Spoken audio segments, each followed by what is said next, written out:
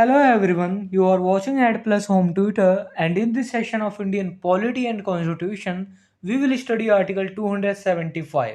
तो शुरू करते हैं बिना किसी देरी के। जैसा कि आपको भी पता है, भारतीय संविधान यानी इंडियन कॉन्स्टिट्यूशन को आर्टिकल्स में बांटा गया है और इन्हीं आर्टिकल्स को 22 पार्ट्स के अंतर्गत रखा गया है।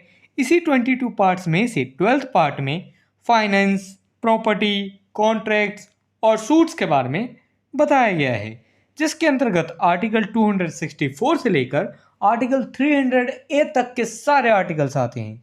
यहाँ हम बस आर्टिकल 275 पर चर्चा करेंगे। आर्टिकल 275 पार्ट 12 के चैप्टर फर्स्ट के अंतर्गत आता है।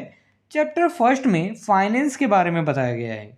यहाँ मैं पहले कंटेंट को इंग्लिश में रीड करूँगा, फिर उसकी मीनिंग आपको हिंदी में समझाऊंगा ताकि आपको कंसेप्ट ज़्यादा से ज़्यादा समझ आ सके। Article 275 talk about grants from the union to certain states. Article 275 में यूनियन के द्वारा कुछ स्टेट्स को ग्रांट्स यानी अनुदान देने की बात पर चर्चा की गई है। Article 275 clause first, such sums as Parliament may by law provide shall be charged on the Consolidated Fund of India in each year as grants in aid of the revenues of such states as Parliament may determine to be in need of assistance, and different sums may be fixed for different states. ऐसे amounts यानी राशियां जो parliament कानून द्वारा provide करे, प्रत्येक वर्ष भारत के कंसोलिडेटेड फंड पर ऐसे स्टेट्स के रेवेन्यूज में सहायता अनुदान के रूप में चार्ज की जाएंगी जिन्हें पार्लियामेंट सहायता की आवश्यकता वाला समझे, तथा डिफरेंट स्टेट्स के लिए डिफरेंट अमाउंट्स फिक्स की जा सकेंगी। देखिए, सिंपल शब्दों में यहाँ पर यह कहा गया है कि डिफरेंट स्टेट्स को डिफरेंट अमाउंट में सहायता अनुदान फिक्स्ड रूप में प्रति ईयर दिया जाएगा। और ये अमाउंट किसके द्वारा दिया जाएगा? ये अमाउंट दिया जाएगा कंसोलिडेटेड फंड ऑफ इंडिया में से। ठीक है, भारत के कंसोलिडेटेड फंड में से ये अमाउंट दिया जाएगा। और कितना अमाउंट किसको देना है, किस स्टेट को, ये कौन डिसाइड करेगा? ये डिसाइड करेगा पार्लियामेंट। पार्लियामेंट देखेगा किसको कितना सहायता आपकी आवश्यकता है, उस अनुसार पार्लियामेंट डिफरेंट स्टेट्स को डिफरेंट अमाउंट के रूप में पैसा दे सकता है। तो और ये जो पैसा है, ये स्टेट के रेवेन्यूज में, स्टेट का जो रेवेन्यू होगा उसमें सहायता अनुदान के रूप में दिया जाएगा। और ये कंसोलिडेटेड फंड पर चार्ज एक्सपेंडिचर होगा। कंसोलिडेटेड फंड पर चार्ज एक्सपेंडिचर वो होता है, मान लीजिए किसी की सैलरी वैलरी देनी है, ये चीज़ें फिक्स होती हैं, कुछ चीज़ें फिक्स होती हैं, वो होता है चार्ज। तो ये चार्ज एक्सपेंडिचर होगा। Provided that there shall be paid out of the consolidated fund of India as grants in aid of the revenues of a state such capital and recurring sums as may be necessary to enable that state to meet the costs of such schemes of development as may be undertaken by the state with the approval of the government of India for the purpose of promoting the welfare of the scheduled tribes in that states, or raising the level of administration of the scheduled areas therein to that of the administration of the rest of the areas of that state. देखिए, भारत के consolidated fund में से किसी राज्य के revenues में सहायता अनुदान देने के रूप में ऐसे कैपिटल्स और रिकरिंग सम्स दी जाएंगी जो उस राज्य को डेवलपमेंट के ऐसे स्कीम्स यानी योजनाओं की लागतों को पूरा करने में सक्षम बनाने के लिए आवश्यक हों, या जो उस स्टेट में स्केड्यूल्ड ट्राइब्स के कल्याण को बढ़ावा देने या स्केड्यूल्ड एरियाज के एडमिनिस्ट्रेशन के लेवल को उस स्टेट के शेष क्षेत्रों के एडमिनिस्ट्रेशन के लेवल तक बढ़ाने के पर्पस के लिए इंडियन गवर्नमेंट के अप्रूवल से स्टेट द्वारा शुरू की जा सकती हैं। देखिए, इसे हम सिंपल शब्दों में समझ लेते हैं। यहाँ पर बस इतना ही कहा गया है कि जो भारत का कंसोलिडेटेड फंड होता है उसमें से राज्य के रेवेन्यूज में सहायता देने के लिए, सहायता ग्रांट देने के लिए, सहायता अनुदान के रूप में ऐसे कैपिटल्स दिए जाएंगे यानी पूंजी दी जाएगी, और ऐसे आवर्ती दिए जाएंगे, ऐसे पैसे दिए जाएंगे जो उस राज्य को डेवलपमेंट के ऐसे स्कीम्स को के जो कॉस्ट्स होंगे उनको पूरा करने में सक्षम बनाएंगे, बनाने के लिए आवश्यक हों, है ना? तो उन उसके लिए दिए जाएंगे, या चाहे उसके लिए दी जा सकती हैं सहायता अनुदान जो उस राज्य के शेड्यूल्ड ट्राइब्स के कल्याण को बढ़ावा दे, या उस राज्य के शेड्यूल्ड एरियाज के एडमिनिस्ट्रेशन के लेवल को उस राज्य के शेष क्षेत्रों के एडमिनिस्ट्रेशन के लेवल तक बढ़ाने के पर्पस के लिए जो है इंडियन गवर्नमेंट के अप्रूवल से जो है स्टेट द्वारा शुरू की जा सकती है। तो इन सब चीज़ों के लिए जो है सहायता अनुदान दी जा सकती हैं। देखिए ये अभी क्लॉज फर्स्ट ही चल रहा है, ठीक है। तो इसमें से एक और फिर से बता दिया गया है provision, provided further that there shall be paid out of the consolidated fund of India as grant in aid of the revenues of the state of Assam sums capital and recurring equivalent to। देखिए यहाँ एक और प्रावधान है कि आसाम राज्य के revenues में सहायता अनुदान के रूप में भारत के कंसोलिडेटेड फंड में से यहाँ बताए गए पॉइंट नंबर ए और पॉइंट नंबर बी के इक्विवेलेंट सम्स यानी राशि, कैपिटल और रेकरिंग का पेमेंट किया जाएगा। Point number A, the average excess of expenditure over the revenues during the 2 years immediately preceding the commencement of this constitution in respect of the administration of the tribal areas specified in part first of the table appended to paragraph 20 of the sixth schedule के paragraph 20 से जुड़े हुए table के part first में बताए गए tribal areas के administration के संबंध में इस संविधान के प्रारंभ से ठीक पहले के 2 वर्षों के दौरान रेवेन्यू पर एक्सपेंडिचर का एवरेज एक्सेस आसाम राज्य के रेवेन्यू में सहायता अनुदान के रूप में भारत के कंसोलिडेटेड फंड में से दिया जाएगा।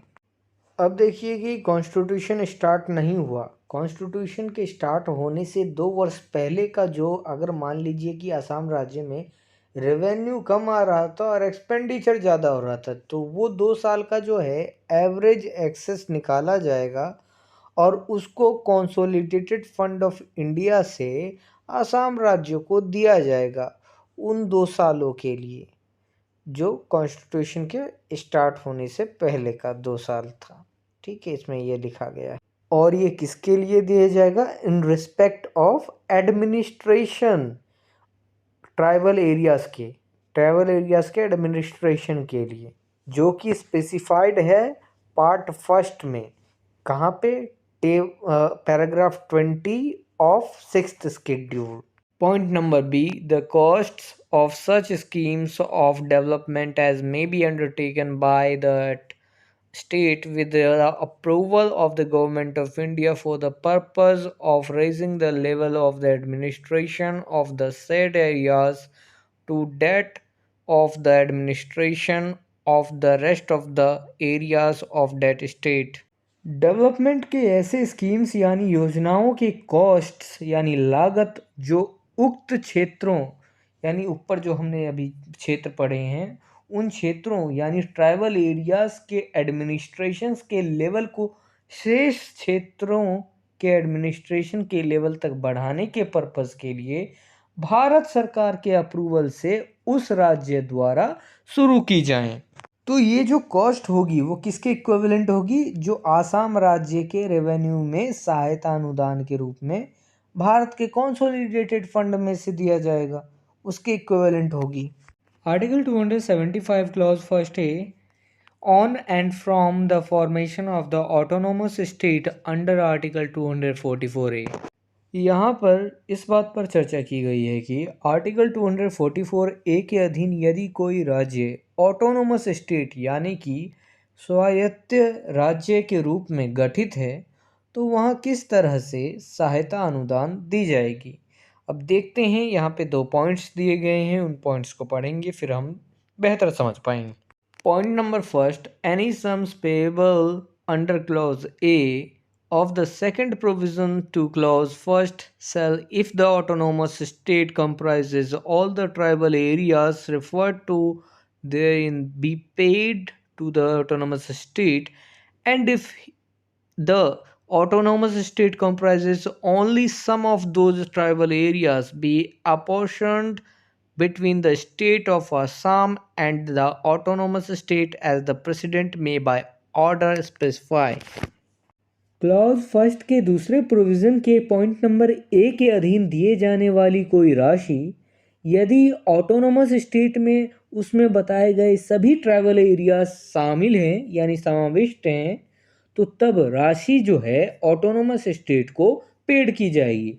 और यदि ऑटोनोमस स्टेट में उन ट्राइबल एरियाज में से केवल कुछ ही समाविष्ट हैं, तो आसाम राज्य और ऑटोनोमस स्टेट के बीच इस प्रकार विभाजित की जाएंगी वो राशियां जैसा कि राष्ट्रपति आदेश द्वारा स्पेसिफाई करे।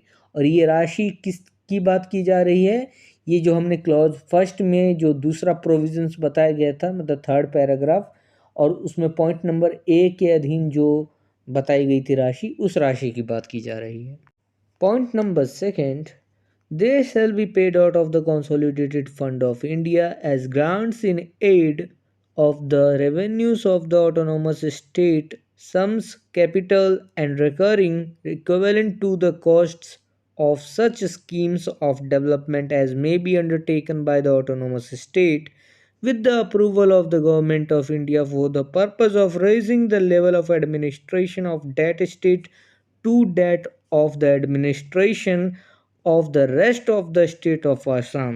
ऑटोनोमस स्टेट के रेवेन्यूज में सहायता अनुदान के रूप में भारत के कंसोलिडेटेड फंड में से कैपिटल और आवर्ती राशियां यानी रेकरिंग सम्स दी जाएंगी जो डेवलपमेंट के ऐसे स्कीम्स के लागत के बराबर होंगे जिन्हें ऑटोनोमस स्टेट द्वारा भारत सरकार के अप्रूवल से उस राज्य के एडमिनिस्ट्रेशन के लेवल को शेष असम राज्य के एडमिनिस्ट्रेशन के लेवल तक बढ़ाने के पर्पस के लिए हाथ में लिया जा सकता है। मतलब ऑटोनोमस स्टेट का जो लेवल है एडमिनिस्ट्रेशन का, वो शेष उसका जो आसाम का लेवल है, आसाम राज्य का, उसके लेवल के बराबर करना है। Article 275 clause second, until provision is made by parliament under clause first, the powers conferred on parliament under that clause shall be exercisable by the president by order, and any order made by the president under this clause shall have effect subject to any provision so made by parliament। जब तक parliament द्वारा clause first के अधीन provision नहीं बना दिया जाता है, तब तक उस क्लॉज के अधीन पार्लियामेंट को प्रदान की गई शक्तियां राष्ट्रपति द्वारा आदेश द्वारा प्रयोग योग्य होंगी। और इस क्लॉज के अधीन राष्ट्रपति द्वारा किया गया कोई आदेश पार्लियामेंट द्वारा इस प्रकार किए गए किसी प्रोविज़न के अधीन रहते हुए प्रभावी होगा।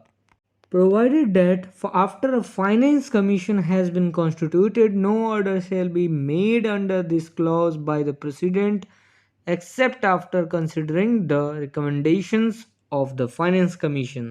लेकिन यहाँ पर एक और बात लिख दी गई है कि फाइनेंस कमीशन के गठन के बाद यानी गठन के पश्चात राष्ट्रपति द्वारा इस क्लॉज के अधीन कोई आदेश फाइनेंस कमीशन के रिकमेंडेशंस यानी सिफारिश पर ही विचार करने के पश्चात ही दिया जाएगा, अन्यथा नहीं दिया जाएगा। इससे पहले कि किसी बात पर जो है राष्ट्रपति आदेश दे, तो उससे पहले जो है फाइनेंस कमीशन क्या करेगा कि रिकमेंडेशन देगा राष्ट्रपति को कि आप इस पर विचार कीजिए, तभी उस पर जो है उसके पश्चात ही, उस पर विचार करने के पश्चात ही ये सब दिया जाएगा, अन्यथा नहीं दिया जाएगा। मतलब आदेश देने के लिए भी जो है राष्ट्रपति को उसकी फाइनेंस कमीशन की रिकमेंडेशन की आवश्यकता होगी अगर फाइनेंस कमीशन का गठन हो चुका है तब, अन्यथा बिना रिकमेंडेशन के ऐसा आदेश जो है राष्ट्रपति नहीं दे सकता।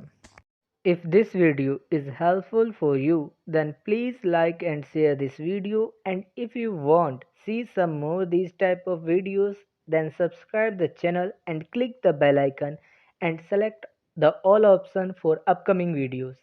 And I hope you have a great experience by watching the Ad Plus Home Tutor.